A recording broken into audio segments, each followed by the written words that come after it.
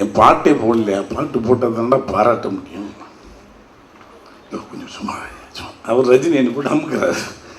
என்னன்னு கமல் கேட்டேன், என்ன ஜெயபால் ரெட்டி வரல? அது எனக்கு தெரியல, நான் கொஞ்சம் லேட்டாக வந்து தொலைச்சேன். பாட்டு போட்டால் தானே அவன் கமலஹாசன் தான், பாட்டு போட்டால் கூட நம்ம கிழிச்சிருவோம்.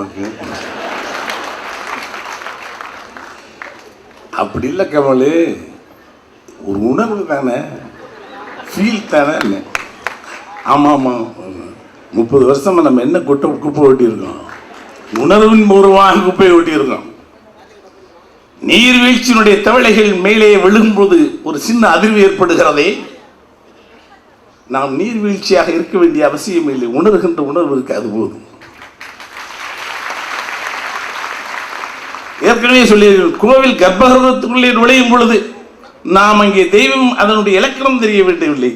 சிவனுடைய இலக்கணம் எனக்கு தெரிஞ்சேன்னா தெரியாட்டி என்ன, உள்ளே நுழையும் பொழுது என்னை அறியாமல் என்னை ஆட்படுத்தக்கூடிய ஒரு ஒரு மனம் இருக்கிறதே, ஒரு ஊதுபத்தி மணியும் அந்த விபூதி மனமும் என்னை எங்கே கொண்டு செல்லுகிறதே, அதற்கு இலக்கணம் தேவையில்லை. சிம்பனி எனக்கு தெரிய வேண்டிய அவசியம் இல்லை. கும்பினியர்களான ஆடு, இந்த கருப்பேன் கும்பினியர் இந்த வெள்ளைக்காரனை வச்சு வாசிக்க வச்சு வந்திருக்கேடா. It's a great thing. மலையும் மழை மேகங்களையும் தென்றலையும் ஆற்றின் போக்கையும் மண்ணினுடைய வாசத்தையும் அறிவதற்கு அறிவு தேவையில்லை, உணர்வு போதும். இளையராஜாவினுடைய இசையை பருகுவதற்கு எனக்கு அறிவு தேவையில்லை, உணர்வு போதும் என்று சொன்னேன், உணர்ந்திருக்கிறேன்.